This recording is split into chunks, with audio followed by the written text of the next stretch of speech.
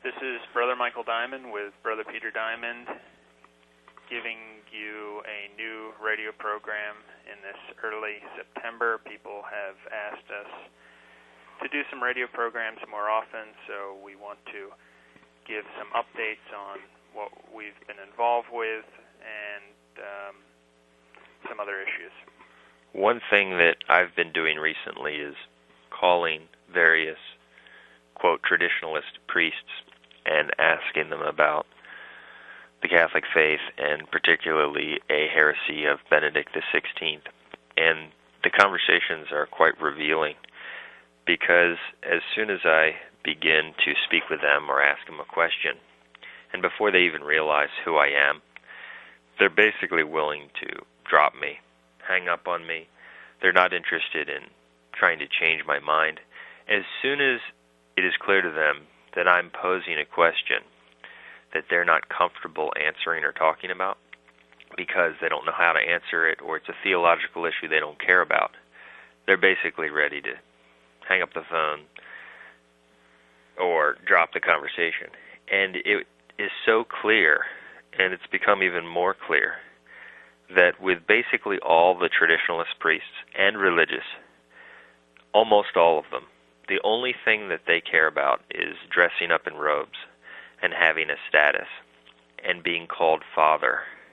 And you have seen the same thing, have you not, in basically these conversations?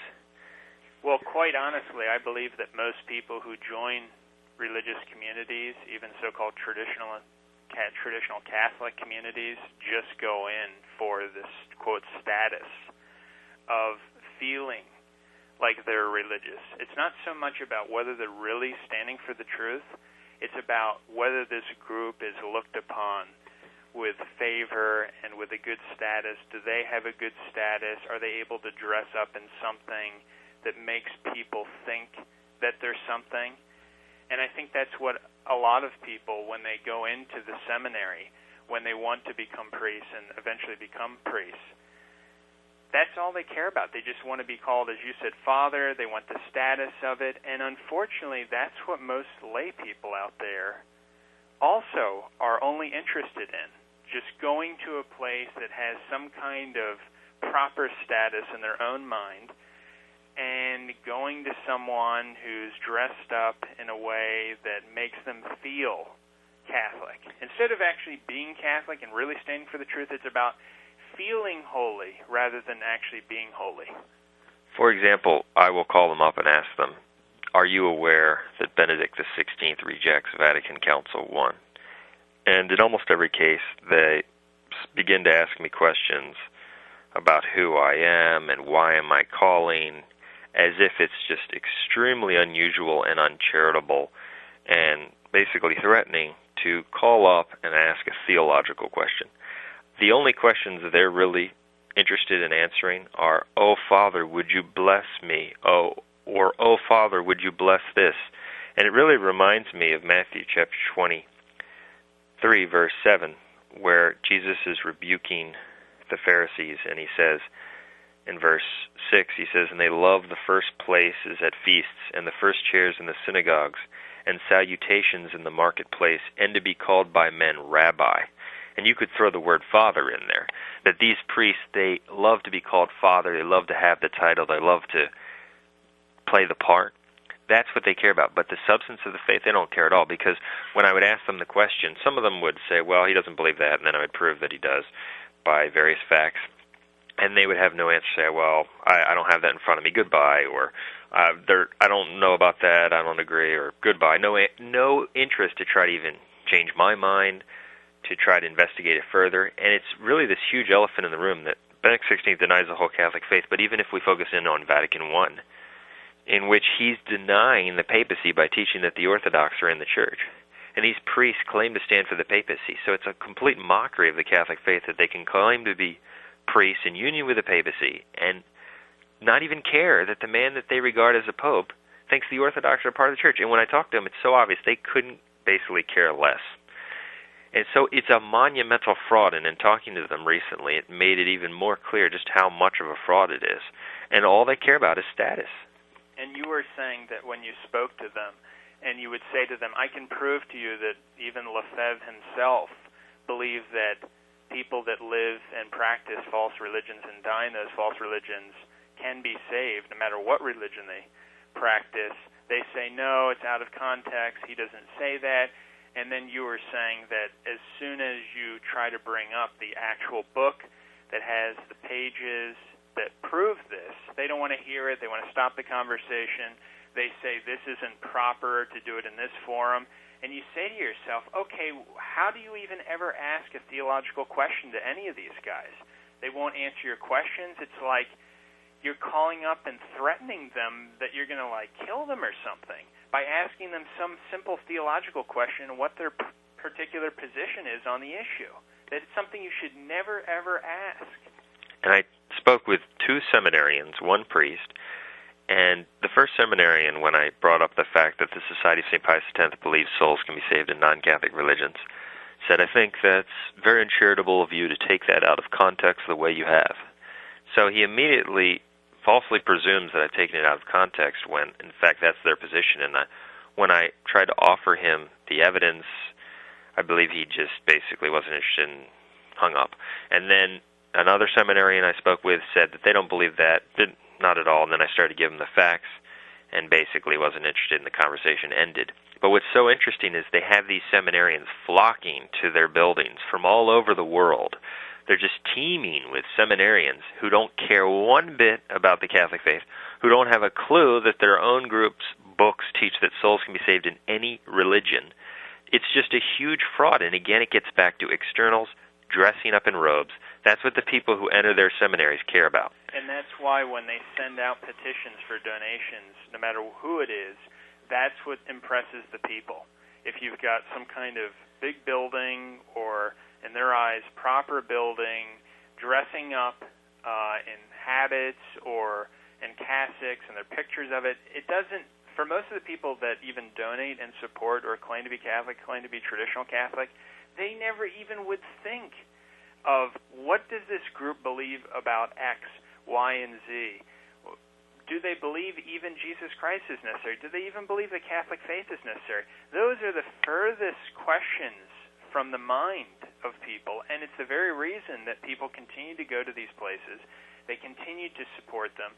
They never look into what they believe, what their books state, their positions. All that matters to most, sadly, is going there and just being in a building where they feel good and things look good. It's not about whether Jesus Christ is necessary for salvation, the Catholic faith is necessary, whether these people are actually trying to convert people, the fact that they accept apostates and heretics as members of the Catholic Church and don't denounce them. None of that matters in the least to people, unfortunately, today, and it's the very reason we're in the position that we're in today.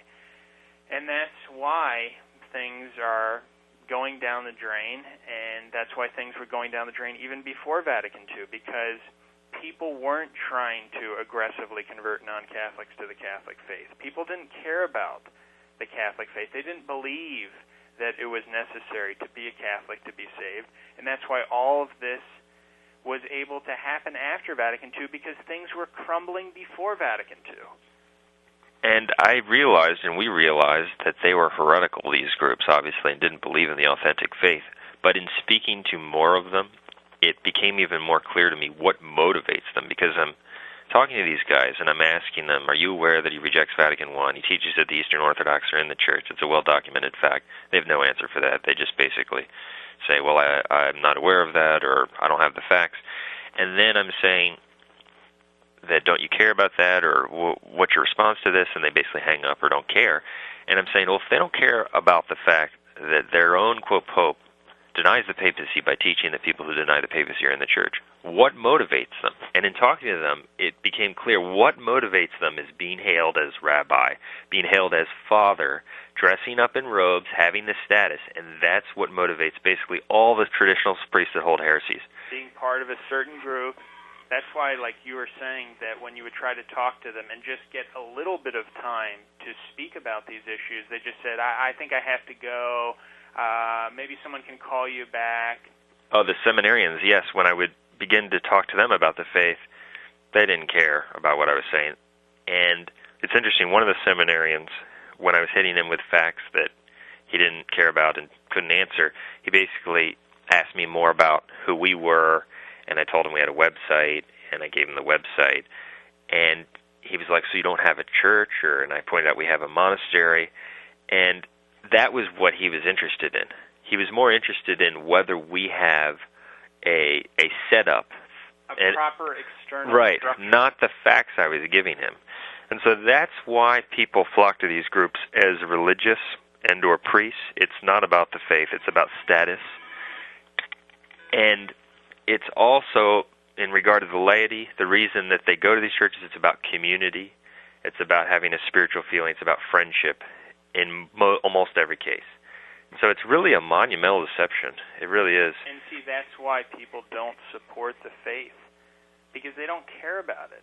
That's why even the sedevacantist position was so poorly, the information about that issue was so poorly disseminated by the groups that were out there even 10, 20, 30, 40 years ago, because these guys don't even believe the Catholic faith is necessary by any stretch of the imagination, and so they're not going to put out a lot of effort even to print up information about this issue, because they don't even believe the Catholic faith is necessary for salvation. And it's the very reason that people support aggressively these groups that put up churches and have priests, ordained priests, and meanwhile spreading the real Catholic faith means almost nothing. And I was thinking about it. The Fraternity of St. Peter, I mean, they've got churches all over the place, different dioceses. The whole thing is a complete spiritual fraud. Their priests don't believe in the papacy at all. They don't care about it at all. And so it's really a sad commentary on the laity, because the laity are supporting these churches, and basically it's this elephant in the room. No one cares about the fact that the man they regard doesn't believe in Jesus, he doesn't believe in the papacy. It doesn't matter. In fact, even if you try to confront these people, I'd say almost 100% of them, if you went to them on Sunday and asked them certain questions about their particular beliefs, do you realize that the Fraternity of St. Peter supports X, Y, and Z? Or in the case of the SSPX, do you realize the SSPX supports positions X, Y, and Z, that they hold this position, that position? People would say, stop bothering me. I don't agree with you. It's out of context.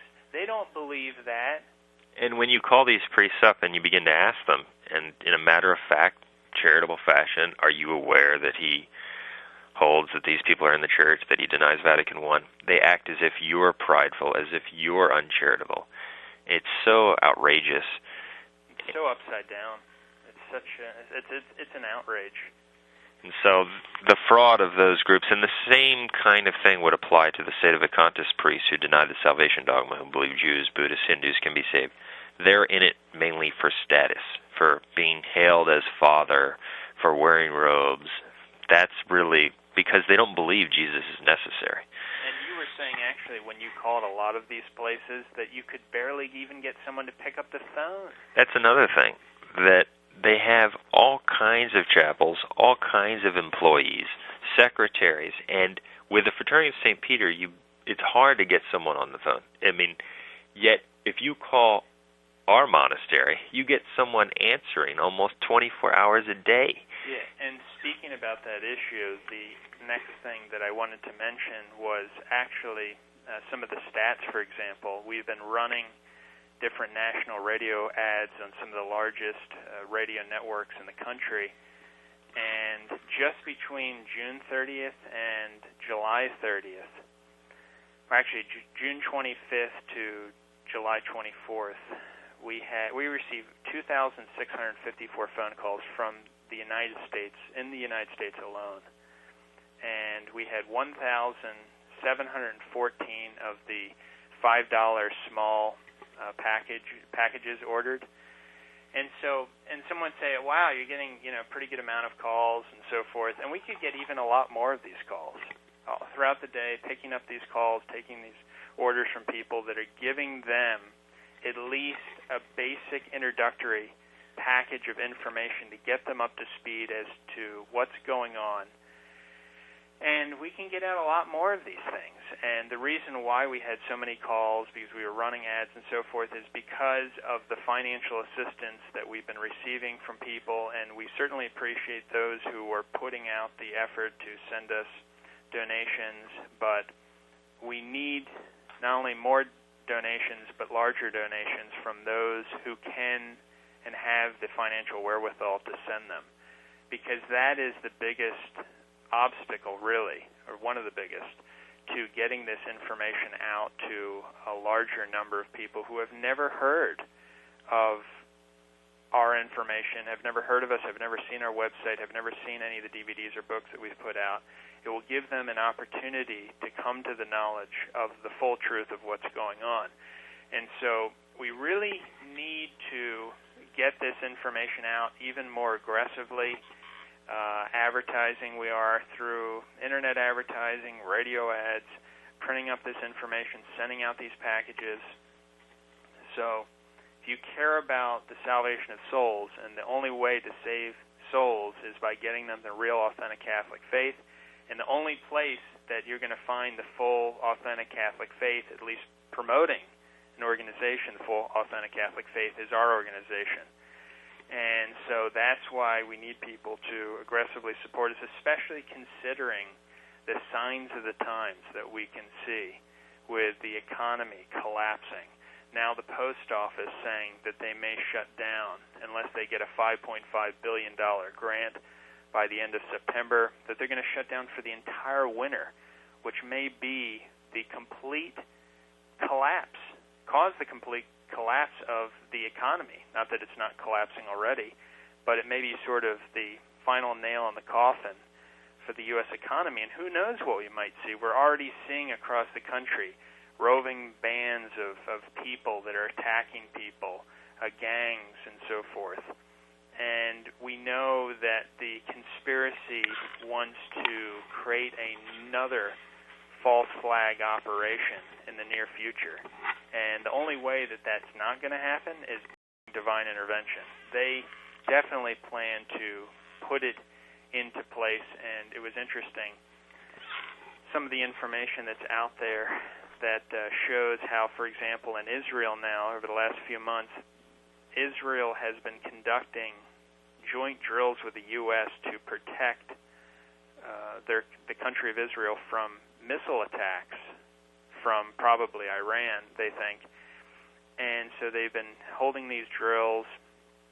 We also have something like there are over 50 different bills to basically shut down the Internet.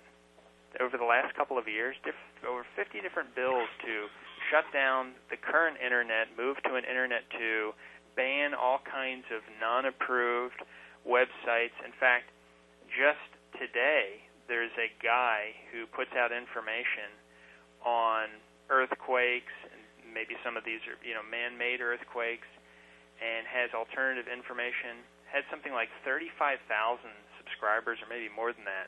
His whole YouTube channel shut down. And so we see this kind of, these things happening, people being prosecuted now for uploading YouTube videos, all these kinds of different laws that are going on. Companies being shut down because they use wood from a certain country, whole companies shut down.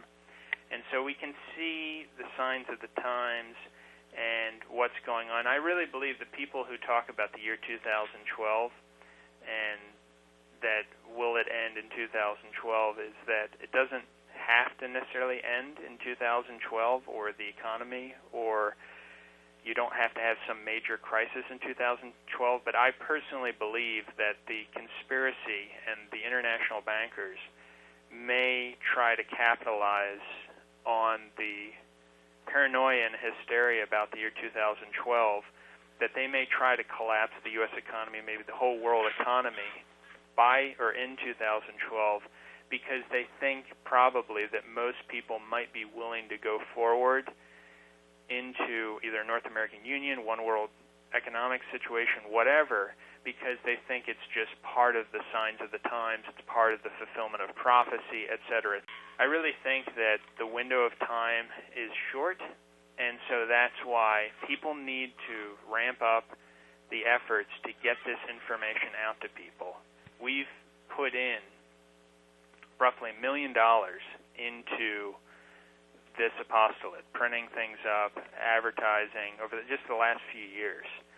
And so the thing about it is that those who have the financial wherewithal need to support us and help get this information out to people while there's still some time left, because the time is coming soon when you won't have the opportunity even to maybe get to our website. It'll be shut down. Maybe the whole internet will be shut down. And the whole economy may collapse. And so people need to really realize the signs of the times and try to make a difference while there's still some time left. One other thing that occurred recently was the debate that I had with Robertson Jonas on Vatican II, and maybe I'll offer a few comments about that and how it came to fruition. Earlier in the summer, I wrote to various Novus Ordo apologists asking them for a debate on Vatican II or Benedict XVI, and he was one of those that I wrote to. And I asked him if he'd be willing to debate Benedict XVI or Vatican II. Well, actually, I asked him if he'd be willing to have a recorded telephone conversation. I didn't call it a debate because I thought they might be more willing to engage in a conversation if it's not called a debate. And he wrote back and said that he would be willing to do a debate, but not over the telephone and not until next year. And obviously we weren't interested in waiting like a year. So what I figured was that he was uncomfortable having a telephone debate in which he was not prepared for the facts that I was going to bring up. So I figured that if I offered a telephone debate which was limited to one passage that he knew about in advance, that he would accept. And my inclination was correct. He actually did accept that because he actually thinks he can explain away basically any heresy in Vatican II. And so that's how the debate came to fruition. That's how it was limited to one topic. And I actually like those debates because when you analyze in detail each specific issue, you can see more clearly the truth on the matter. And in the case of a debate on whether something's heretical, you can see the malice involved in each statement. I mean, this is just one statement, and all of the heretical implications it holds, how indefensible it is, how many things go along with it. Whereas if you rip off maybe 20 heresies in a debate about Benedict XVI, people can sort of gloss over what's involved with each one. And as people can see in the debate, I think it's pretty clear what position is correct.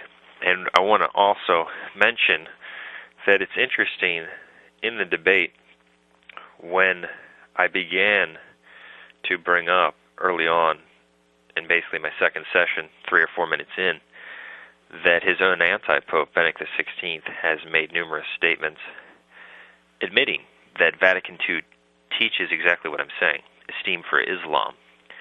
As we started to discuss that, he tried to argue that that's not relevant. And that's clearly an absurd statement. Obviously, what his own authorities say about Vatican II is relevant to this debate. It's not only relevant, it's central, because in his first statement, he called Vatican II an ecumenical council. Well, why is it an ecumenical council? According to him, because Paul VI, the man who promulgated it, held authority in the church. Therefore, what the authority of Paul VI said and what the authority of Benedict XVI says is absolutely central to the understanding of Vatican II. So he knew it was relevant. He was just unprepared for dealing with the quotes from his own authorities proving what I'm saying. So he first tried to argue that this is not about Benedict XVI, hoping that I would not include them. But once I pointed out that they're actually relevant, you'll notice that he admits that they're relevant, so he actually contradicts himself. Another point of note is that in the debate, I pointed out early on and repeatedly that it's esteeming all the Muslims, and it's actually esteeming the faith of Islam because it mentions Fides Islamica right in the context of praising them for their fast, their worship, etc. And he just flat out denied that Islam's there. He said he sees the reference to Muslimos, but not Islam. You can hear that. But then at the 17-minute mark, after I said it's definitely there, he admits, well, it is actually there. He was wrong. So that's a point to note. But when you think about it, he's arguing that Islam is not there.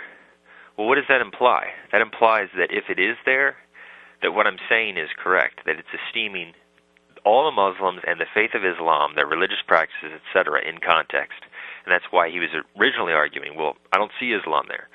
But once he notices it's there, does he admit, well, that actually creates a problem? No, he just says, well, it doesn't matter. And so that's worthy of note. He also made the argument, once I appealed to his own authorities to prove the point, among other things, that, well, if you're going to appeal to their authority, where's the decree from them, for example, from Paul VI, stating that Vatican II is heretical? And that's obviously an absurd requirement. They're not going to declare their own decree heretical. But I also pointed out that he rejects the joint declaration with the Lutherans on justification as false or heretical. And he has no decree from his own authorities stating that it is false or heretical. So that was obviously a false argument. And then the points that were made about how it says that they worship God who has spoken to humanity. And that's clearly the true God. It's saying that they worship the true God. And it's esteeming their worship. It's esteeming all the Muslims in view of their religious practices. So that's a revealing and valuable debate.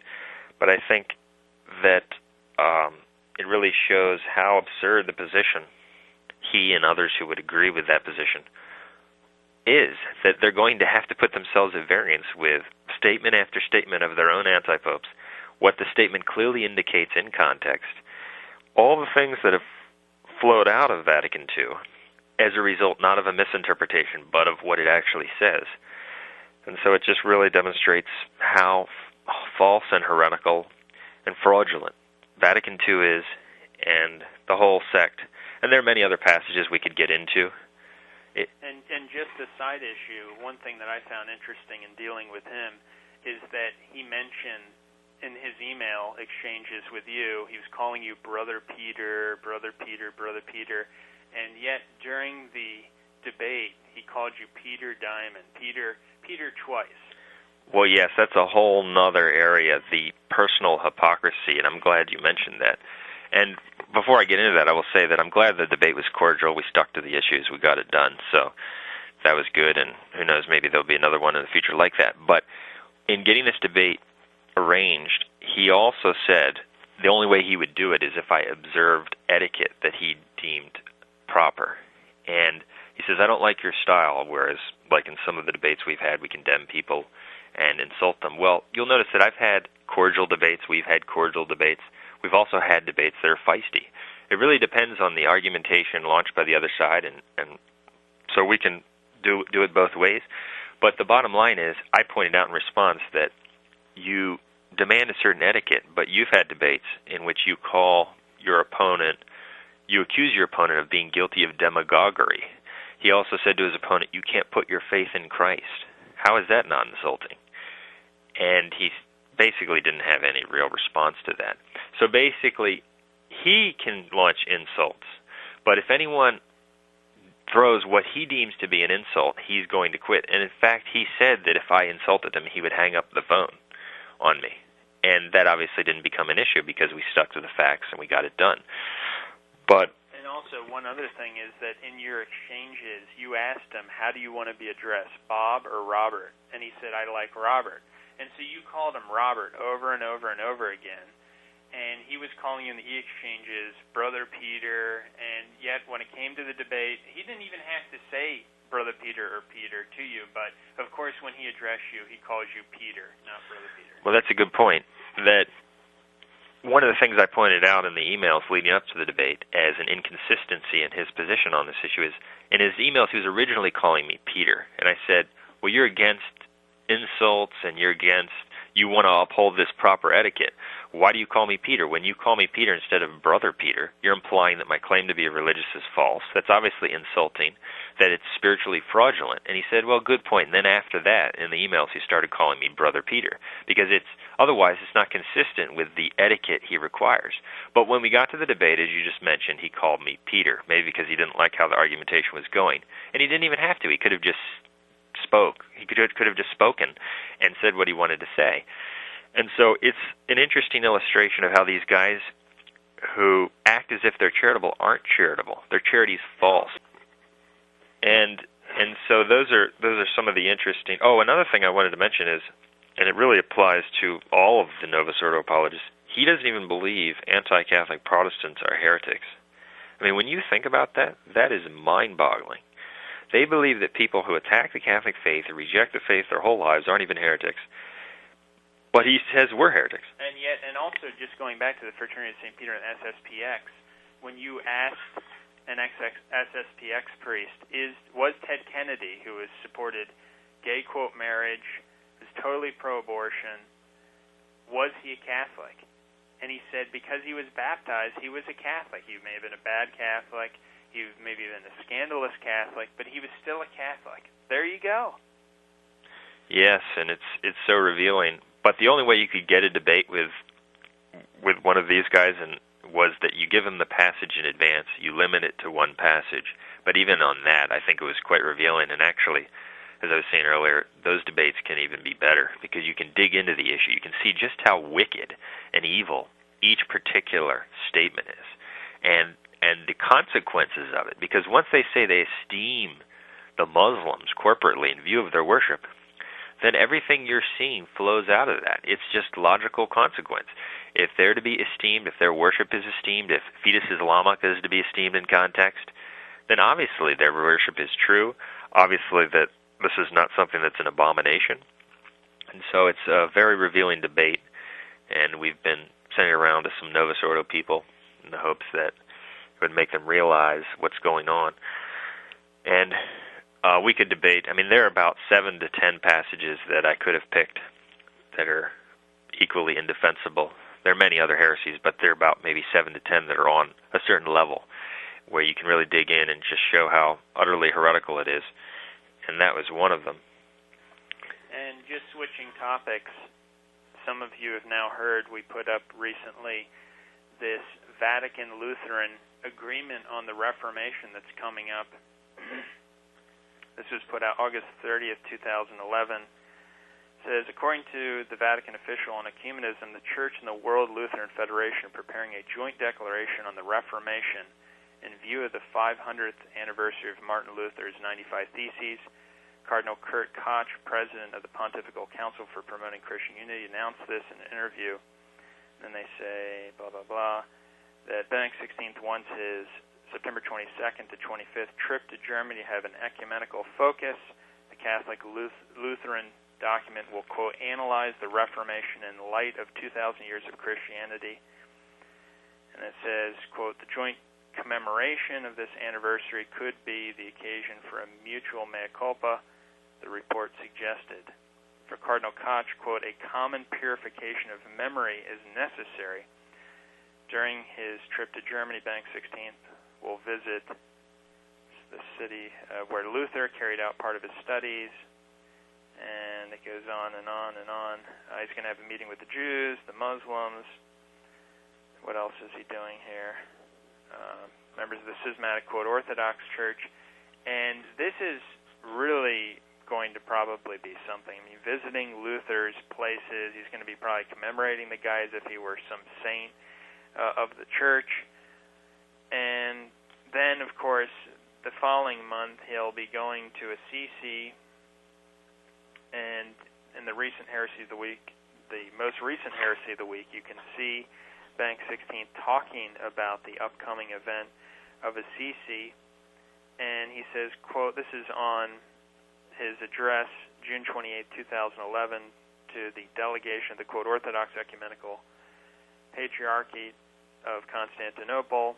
He says this, quote, in our common intention and remembering the beautiful example of my predecessor, Blessed John Paul II, I have wished to invite our Christian brethren, the representatives of the other religious traditions of the world and of the important figures of the world of culture and of science to take part next 27 October in the town of Assisi in a day of reflection, dialogue, and prayer for peace and justice in the world, which will have as its theme, quote, pilgrims of truth, pilgrims of faith, end quote. This joint march through the streets of the town of St. Francis will be the sign of the wish to continue in the way of dialogue and brotherhood. And he goes on and on. So he's declaring the members of false religions, the leaders of false religions that will come on to Assisi on October 27th of this year, 2011. He declares these representatives of false religions, quote, pilgrims of truth, pilgrims of faith, as if they have the true faith. And so that's why if you don't realize that Benedict XVI is a heretic, that he doesn't have the Catholic faith, if you think he's a Catholic, you're just an utter heretic that's headed right from the pit of hell. And, of course, right after this event in November, late November, he's got this new missal coming out, the end of November, for people to use, where he's cleaning up all kinds of the bad translations, and it will be certainly enough to satisfy everybody right after his acts of heresy, schism, and apostasy in late September and October. Yes, that's what people need to understand, that there is an absolute agenda here by the devil in which he's going to have these massively heretical events where he's going to be doing something with Luther, and then he's going to have this new Assisi event right before he comes out with this new, quote, conservative translation of the Novus Ordo. And so maybe people will be questioning or outraged for a little bit, but in their bad will, once he comes out with the conservative Novus Ordo translation, they will swallow all the heresy, forget it, and it will be accepted. That's the agenda of the devil, because he knows that they just care about externals and the mass issue. And that's exactly how the false prophet will work. That's what he does. He'll do something that's not even conservative, but people consider conservative. And it's usually right after something massively heretical. And they accept it all. And it's really transparent what's going on. And that's another thing that, with obviously the laity, some of the laity, the more evidence you can provide and finding out about the information on our website, etc., can bring them to the true position. But with some of these hardened heretics and priests and speakers for various false traditionalist groups, I'm convinced, and you're convinced, I believe as well, that with basically all of them, nothing will change their view. That if they've accepted Benedict XVI at this point, he could canonize Martin Luther, and they will still accept him as Pope. They will go down to hell, basically, adhering to this position. And it's because God, I believe, has pulled his grace from them. And if they've accepted the heresy thus far, the joint declaration, all these things, nothing will swing them. Nothing. And this is an example. What a joke. I mean, we're basically going to have something here with Luther, another Assisi, which they said he would never do. Of course not. Also, Donald Wuerl, the Novus Ordo apostate bishop, recently gave a $25,000 donation to the non-Catholic National Cathedral after the earthquake hit. That's just another example of what you're dealing with the Vatican II Church. A non-Catholic cathedral where they have all these sacrilegious ceremonies. I believe female, quote, ordinations, homosexual type of events. It has damage in the earthquake, so the so-called Catholic bishop will send the money that the so-called Catholics donated to the church to reconstruct and fix this non-Catholic building. It's really outrageous. Something else that's interesting is we saw the video, The Exodus Revealed, Search for the Red Sea Crossing, and it's a video we've sold for quite a while, and I recently re-watched the video. That's one of the best videos, in my opinion, that I've ever seen. It's just amazing how they've pinpointed what I believe and we believe the actual location of the Red Sea crossing to be. And it's just the footage, the location they've uncovered, the way that they've shown how the path that Moses followed extends through two walls of mountains on either side, and there's a beach just enough of an area so that all the Israelites could be encamped there, trapped between mountains on either side and the sea.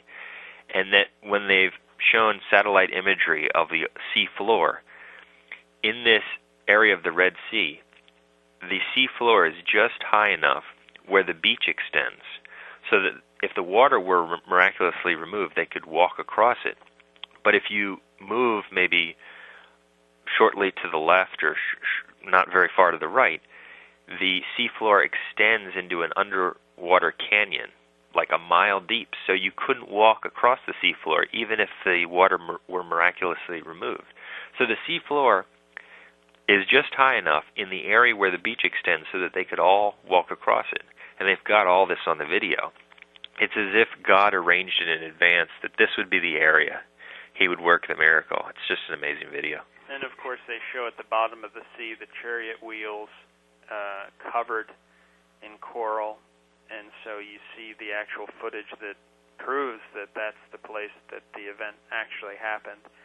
And that's only $7, and we also have the other DVD, Jesus in the Shroud of Turin, which is also an incredible DVD on the Shroud for $7. Of course, we have the 3 video series on the incredible creatures that defy evolution, which are absolutely worth watching. They are tremendous.